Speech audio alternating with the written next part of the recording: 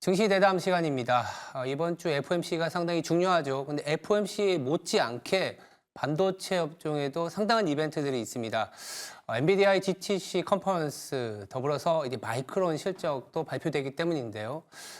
이 두 이슈 더불어서 이 국내 반도체 업종과 시장에 대한 전략 이분과 함께 자세히 챙겨보도록 하겠습니다. 김장렬 유니스토리 자산운용 투자전략본부장 나와 있습니다. 안녕하세요. 네, 안녕하세요. 네. 국내 투자자들은 사실 FOMC보다 FOMC는 뭐 그냥 이제는 좀 동결의 가능성 점도표 정도 보자라는 거고. 그렇죠. 이 어제부터 시작된 엔비디아 GTC 그리고 네네. 아마 내일이면 알게 될 마이크론에 더 네네. 관심이 있을 것 같습니다. 실적에. 그래서 그 두 이벤트 중심으로 오늘 이 시간을 좀 잘 챙겨볼 텐데 먼저 어제 이 젠슨 황의 CEO 기조 연설도 있었고요. 네네네. 뭐 항상 너무 기대가 많았기 때문에 뭐 서프라이즈 없었다 이런 것도 있었지만 또 나온 내용을 보면 또 괜찮았었거든요. 네네. 주가도 어제 간밤에 엔비디아 1% 정도 오늘, 올랐습니다. 그쵸? 네네. 그 GTC 아직 끝나진 않았잖아요. 그렇죠. 그러니까 일단 기조 연설이 되게 중요했었는데 어떻게 좀 바라보셨어요? 저는 이제 오늘 아침 마감한 미국장에서 네.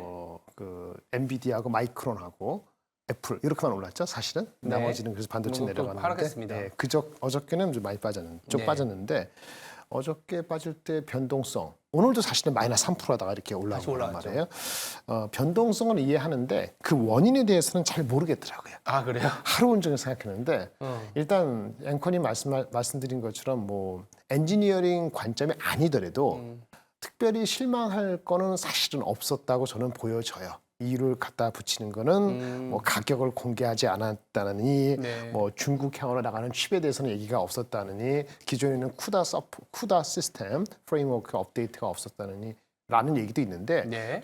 그거 원래 그렇게 기대하지 않았던 것 맞아요. 같고요. 오늘 새벽에 아마 제가 다 못하고 왔습니다만은 젠슨하게 했는지 아니면 회사가 했는지 모르지만 Q&A 별도로 애널리스트랑 Q&A를 오늘 했다고 들었거든요. 네. 근데 일부 기사 나온 거로는 가격이 한 4만 불 가까이 네. 될 거다. 그래서 가격이 빠지진 않고 뭐 그렇다고 일부에서 5만 불까지는 모르겠지만 뭐 그렇게 얘기를 했다고 합니다. 그 나와 봐야 아는 거니까 그렇죠. 사실은 네. 생산할 때 모르지만 가격의 이슈도 그만 아닌 거죠. 내용적으로 보면요. 네. 예, 아키텍처가 바뀌었지 않습니까? 아키텍처가 뭐 이름을 블랙웰이라는 사람. 블랙웰. 근데 예전에 저도 잘 몰랐는데 네. 그 저기 흑인 중에서 유명한 과학자가 계셨나 봐요. 아. 그분은 성함을 따서 블랙웰. 블랙웰이라고. 네, 네. 사람 이름입니다. 그 플랫폼이라 해가지고 했잖아요. 일단 네. 하드웨어적인 측면에서 성능 좋고요. 예상했던 정도입니다.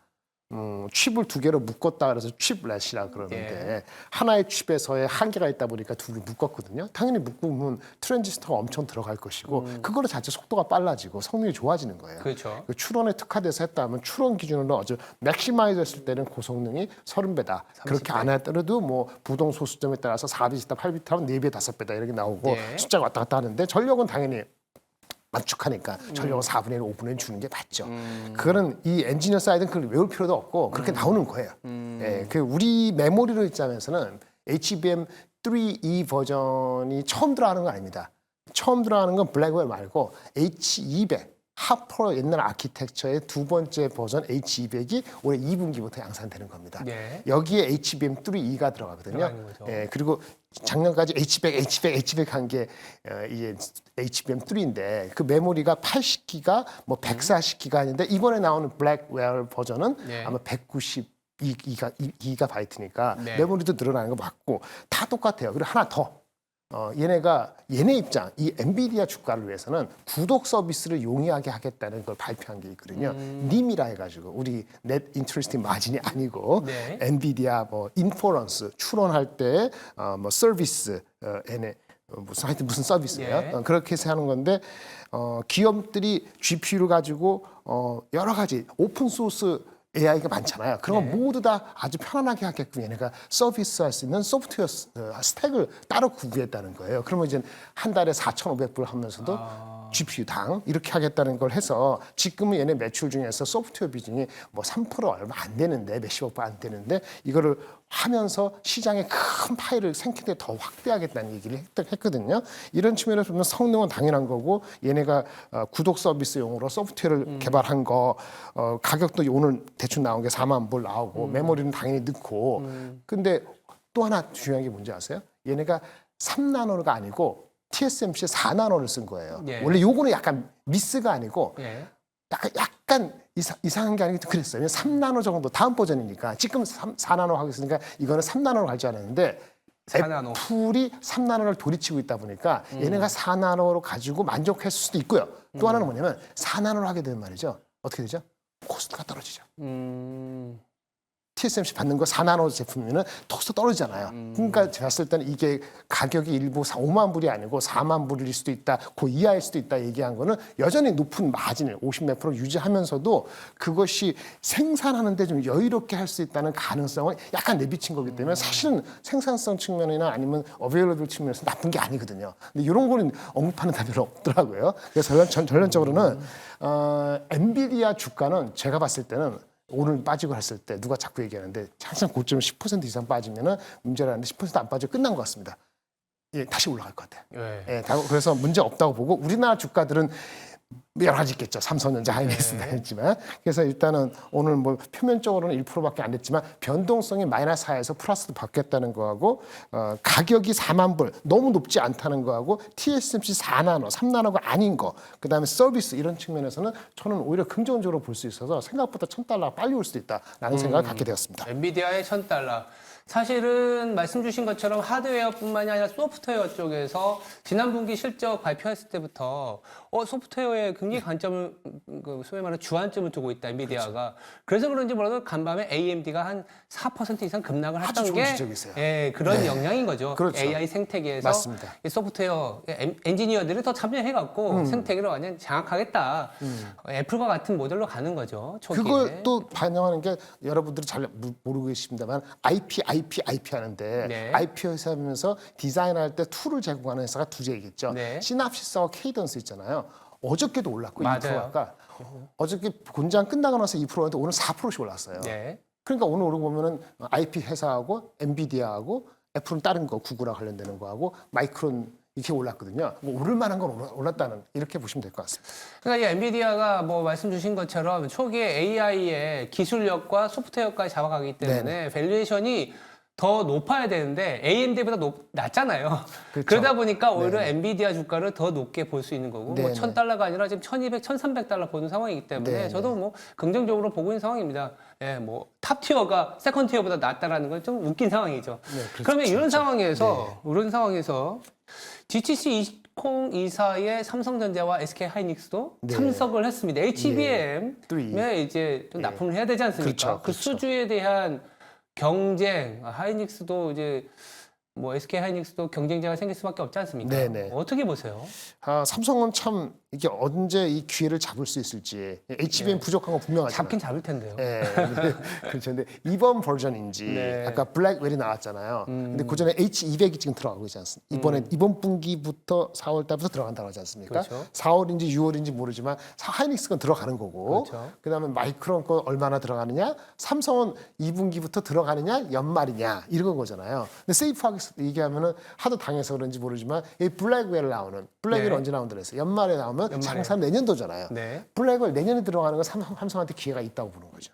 그런데 수율 잡고 이제 갈 수 있는 거죠. 그렇지. 근데 네. HBM3E가 들어가는 H200 버전 그거에 삼성전자 기회를 잡을 수 있을지는 잡았으면 좋겠는데 뭐 잘 모르겠습니다. 그게 아직까지는. 삼성전자에 대한 얘기고요. 근데 주가는 많은 것이 나빠서 마치 테슬라 주가가 PER 30배밖에 못 주니까 $90도 가치 없어 이런 얘기 나올 때 주가가 반등하듯이 삼성전자 모든 나쁜 게 나온 상태에서 주가는 혹시 모르는 보험성으로라도 익스포저를 한국 주식을 하는 입장에서는 그렇게 한다는 측면에서는 나쁘지 않을 수 있는데 그게 보험성 이상의 의미를 가질지는 이것까지는 모르겠고요. 4월 5일인가 첫 주에 나오는 1분기 실적부터 제대로 나오는 게 중요할 것 같아요.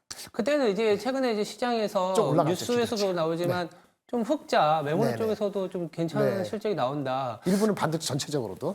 그래서 그런지 몰라도 이제 내일 새벽이 되게 되면 마이크론이 마이크론, 맞습니다. 나오는데 네. 이게 예전에는요. 예. 이 범용 제품에 대한 이 그렇죠. 싸움이다 보니까 같이 갔죠. 예, 약간의 그 독점은 아니고 뭐죠? 과점이니까 네. 마이크론 실적이 잘 나오면 우리도 좋고. 삼성전자 하이닉스 그렇죠. 채웠거든요. 네, 맞습니다. 그래서 내일 아침에 나오는 거는 이제는 그 커스터마이즈된 고객 맞춤형이니까 내가 잘하는 거야 이렇게 해석할 수도 있는 상황인데 맞습니다. 내일 아침에 나올 수 있는 새벽에 저희들이 다시 한번 짚어드리겠지만 마이크론 실적이 나왔을 때 네, 어떻게 봐야 되는지 그리고 그 마이크론 실적이 잘 나온다고 해서 삼성전자와 하이닉스가 움직일 수 있을지 네, 네. 이게 진짜 궁금하거든요. 네네. 마이크론이 나왔을 때 최근에 CT에서 네. 지금 주가 90불 정도 되지 않습니까? $150로 올랐어요. 네, 150 올랐죠. 오늘도 딴 데서 한 130, 120불 그런가요? 나왔다고 네. 하더라고요. UBS에서 120불인가 130불로 높였다고 계속 UBS 올리고 나왔어요. 있습니다. 네. 근데 일단 CT에서 주장한 건 PR을 26년 거, 그러니까 25년도 9월부터 26년 8월까지가 얘네는 26년인데 네. 그거에 이 추정에 15배를 줬어요, PR을. 15배면 그렇게 높진 않은 거죠? 높은 겁니다. 높은 거예요? 높은 거예요. 근데 얘네들 평균보다 50% 프리미엄 줬어요. 얘네 레코드상 50%를 더 줬어요. 왜 더 줬냐? 10배 정도였는데 과거에 AI 익스포저가 늘어난다. 어디 많이 들어본 것 같죠? 하이닉스 얘기할 때 AI 하이닉스. 익스포저 늘어난다. 이런 식으로 땡기고 있는데 내일 일어날 때 주가가 올라가고 내일 반응한다면 좋게 반응한다면 네. 이게 AI 익스포저 하면은 하이닉스한테는 긍정적으로 반응할 긍정적일 수 있다. 것이고 삼성전자에는 꼭 그럴지는 애매할 수도 있고 그러니까 삼성전자 잘 모르겠어요. 근데 일단 네거티브하지 않겠죠.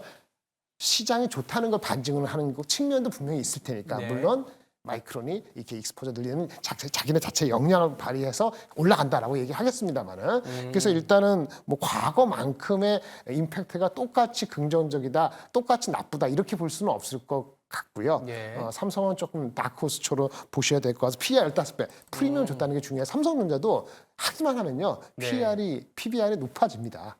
그러면 바로 8만 원 이상 가는 건데 아. 그거일지 안 그럴지는 잘 모르겠어요. 네. 네.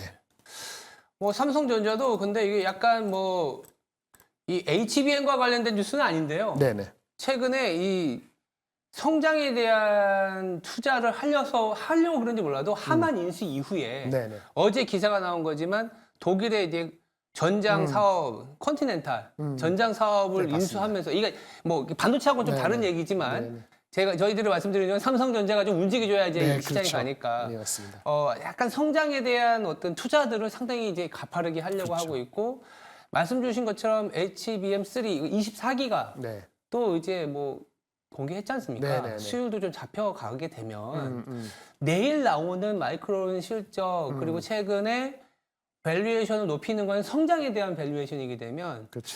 삼성전자 이 지금 밸류에이션에서 네.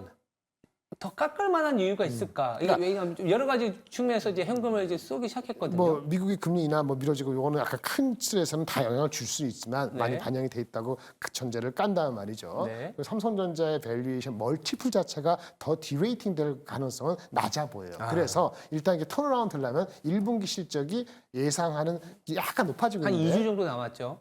2주 남았죠. 네. 근데 지금 컨센서스는 4조 4천억이었는데 2주만 하더라도 최근에 나온 거는 뭐 조금 높아지고 있어요. 그러니까 메모리 가격이 생각보다 더 많이 오른다 얘기예요. HBM 부메랑입니다. 부메 좋은 효과입니다. HBM이라가 못 만들어도 HBM 쪽에 서플라이가 많이 가다 보니까 네. 일반 디램들도 수요 측면에서 썩 좋지 않더라도 가격이 생각보다 더 가는 거죠. 네. 어쨌든 그래서 삼성전자 실적이 지난 분기처럼 애매하게 나오지 않고 예상컨대 지금 오피셜 4조 3천억 4천억보다 높은 숫자 한 5조 가까이 진짜 나오면은 그걸 계기로 해서 아까 움직일 수 어닝 있다. 받아들여야 되잖아요. 그만 가더라도 주가는 한 7만 원 후반 8만 원 근처에 일단 가보고 그다음에 밸류에이션 멀티플이나 HBM을 기다려야 되는 그 시그널이 한 2주 사이에 나오는 것이 그네들을 위해서도 그렇고 우리 장을 위해서 중요하죠. 이게 반반인데 한번 기다려 봐야 될 것 같습니다. 오케이, 알겠습니다. 어제 그래도 시장이 막 소위 말해서 무너질 때 네네. 삼성전자가 약간 시장을 이제 받치면서 올라와 준 거는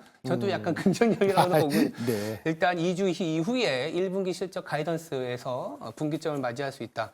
그러면 뭐 2주 후라고도 볼 수 있지만 우리가 이제 남은 이번 네. 주간을 좀 어떻게 잘 그렇죠. 좀 대응을 해야 되지 않습니까? 그렇죠. FOMC 결과도 있고 마이크론 실적 뭐 앞서서 얘기는 했지만 남은 우리 주 중 전략 어떻게 가져가야 될까요?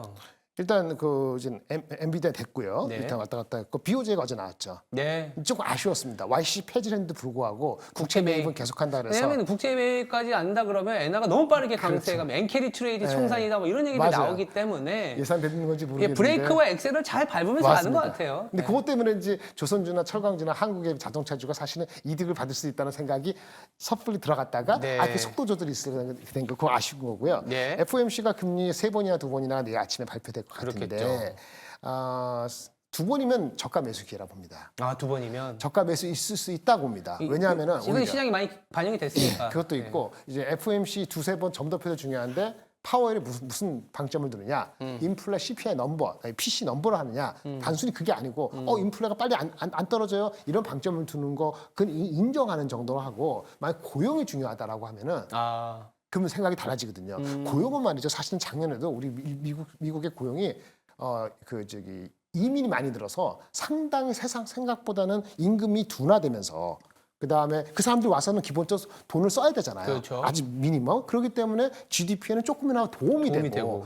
이게 좋은 거거든요. 그래서 아마도 파월이 저번에 얘기했을 때 이거 빨리 끝내는 거, 금리 인하 가능성을 그렇게 멀지 않은 가능성을 열어놨지 않습니까? 네. 아마 이민이라는 요소, 즉 고용에 대한 요소를 좀 더 방점을 두는 거 아니냐는 그런 생각이 나는데 만약에 점도표 상으로는 최근에 CPI, PPI 때문에 어쩔 수 없이 표면적으로 낮아진다 하더라도 예. 다른 측면에 그런 코멘트가 있다면 네. 큐티까지는 아니더라도 네. 그럼 오히려 전략 후강식으로 사람들이 그걸 누릴 수도 있지 않을까 싶어서 네. 아주 무서워할 필요는 내일 앞둔 입장에서는 없다라고 보여지고요. 국내에서는 삼성물산발 그것이 많이 아쉽습니다. 그래서 내일 모레 나오는 금요일에 나오는 각종 금융기관들의 주총에서 삼성물산발 사태가 안 일어나기만을 개인적으로 바라겠습니다. 금융주들은 뭐 자체적으로 계속 배당 성량과 네. 배당금 올리고 있었기 때문에 어저께도 좋은 뉴스 나왔더라고요. 뭐 무슨 법인세 경제부총리에서 완화지. 그렇죠. 그런 얘기도 있었기 때문에 일종의 차익 실현이지 않았나. 네, 저도 이제 생각합니다. 그렇게 보는데 이렇게 마무리 잘 되면 다음 주부터는 조금 좀 숨통이 더 트이지 않을까 생각합니다. 알겠습니다. 사실 반도체가 상당히 중요하고 공교롭게도 FOMC 있는 주간에 GTC와 맞습니다. 마이크론 실적 발표가 있다 보니까 상당한 변동성이 있긴 하지만 큰 방향성에서는 성장에 대한 기대를 거둘 필요는 없다. 이렇게 정리해 보겠습니다. 네, 지금까지 김장렬 유니스토리 자산운용 투자전략 본부장이었습니다. 감사합니다. 네, 감사합니다. 네, 국내 증시는 전일 좀 변동성을 보였습니다. 일단은 밸류업 관련된 프로그램이 좀 불확실성 있지 않겠냐라지만 노이즈에 불과하다. 경제부총리가 또 법인세 완화까지 얘기가 나왔기 때문에 큰 방향에서는 이제 AI와 밸류업 프로그램에 대한 기대를 가져가면서 투자해야겠습니다. 저는 내일 아침 6시에 다시 찾아뵙겠습니다. 감사합니다.